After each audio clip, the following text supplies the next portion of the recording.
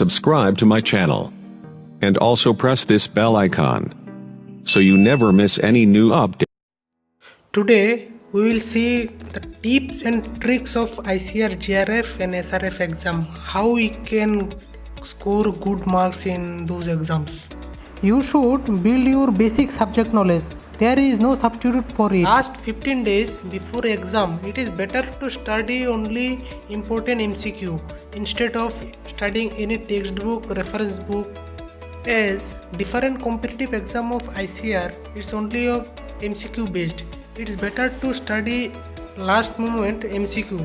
Practicing of MCQ makes you habituate with the important topics which may come in JRF exam. If you are not practicing MCQ regularly, then during exam you may become puzzled. Participate in mock test of your coaching center, as it will create a environment like a final ICAR exams. On survey of ICAR exam, it is found that most of the candidate leaves questions unanswered with the fear of negative marking, but it can be only for maximum 5 to 7 questions, where you absolutely have no idea about the questions. Same cannot be done for say 20 questions. Otherwise, it will create a huge impact on your overall score. You might not get any good college or fellowship. Don't fall in trap of negative marking. Especially I want to emphasize here, don't fall in trap of negative marking. Now I will discuss how you can overcome from this negative marking. First of all, don't be overconfident. There is a only thin line difference between the overconfidence and confidence. Being a confident about the exam is good. However, don't become careless while attempting the questions. I have seen some students get overexcited after reading the questions paper, which may lead to a very silly mistakes.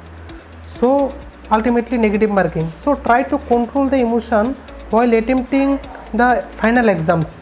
Second method is brain warmer technique, by which one student can eliminate exam stress, as stress adversely affects a student's confidence. The best trick is to start with the simpler questions first. This directly affects students' psychology by reinstating students' faith in himself. It is like a warm up your brain to prepare yourself for tough questions which will come ahead. On the other hand, beginning with the tough questions leads to a multiplied stress, which causes the students to mark wrong answer even those questions students don't know even. Next method is student must read question twice to avoid erroneous marking. Student must carefully read the question and be extremely cautious of words like not, accept, false. Student mostly ignore such words, thereby making wrong choice. Thus, student need to be double sure of what the question is actually. Next method is take 3 rounds. Effective time division is another thumb rule to avoid negative marking. So divide your time into 3 parts. For ICAR PG exam, there is 120 minutes. So for round 1 you keep 60 minutes, for round 2 50 minutes, for round 3 10 minutes. During first 60 minutes, you should attempt only those questions you are 100% sure. Don't take more than 30 seconds for each question.